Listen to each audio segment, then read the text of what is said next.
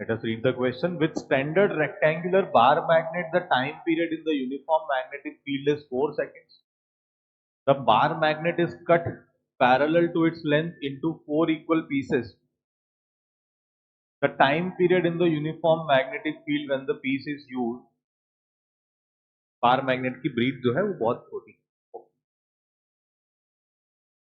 तो एक जो की कॉन्सेप्ट यहां पे इस्तेमाल होना है वो ये है कि अगर किसी भी बार मैग्नेट को उसकी लेंथ के अलोंग कट किया जाता है, इस तरीके से कट किया जाता है,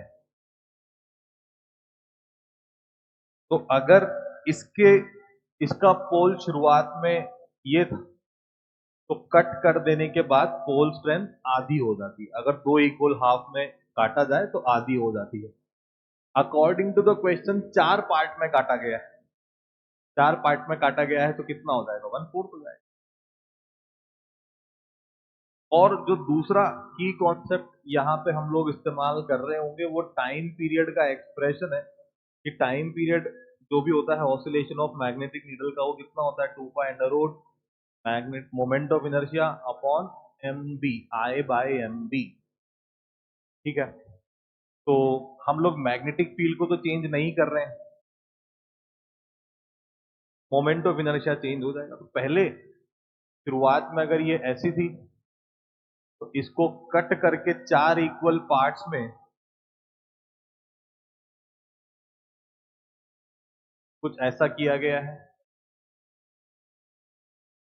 लेंथ तो उतनी ही रहेगी, लेंथ तो जो थी वही है. अगर इसका मास था m0 तो इसका मास हो जाएगा m0/4 और पोल स्ट्रेंथ थी अगर इसकी m तो इसकी हो चुकी है इतनी. ठीक है, तो जो भी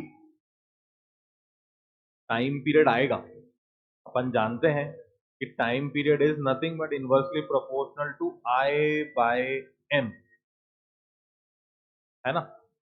तो अगर नया टाइम पीरियड अपॉन पुराने टाइम पीरियड का रिलेशन निकालना है तो कितना आ जाना चाहिए? I2 bye I1 m1 bye m2, ऐसा कुछ रिलेशन आ जाए. लिखते हैं. तो जो नया टाइम पीरियड है T2 वो हो गया है T1 इंटू, अच्छा बाद का मोमेंट ऑफ इनर्शिया हो चुका है, रॉड का होता है m L²/12, शुरुआत का है m L²/12. शुरू का मैग्नेटिक मोमेंट है m इंटू L और बाद का है m/4 इंटू L. तो मेरे को दिख जाता है कि सब कट गया है आपस में.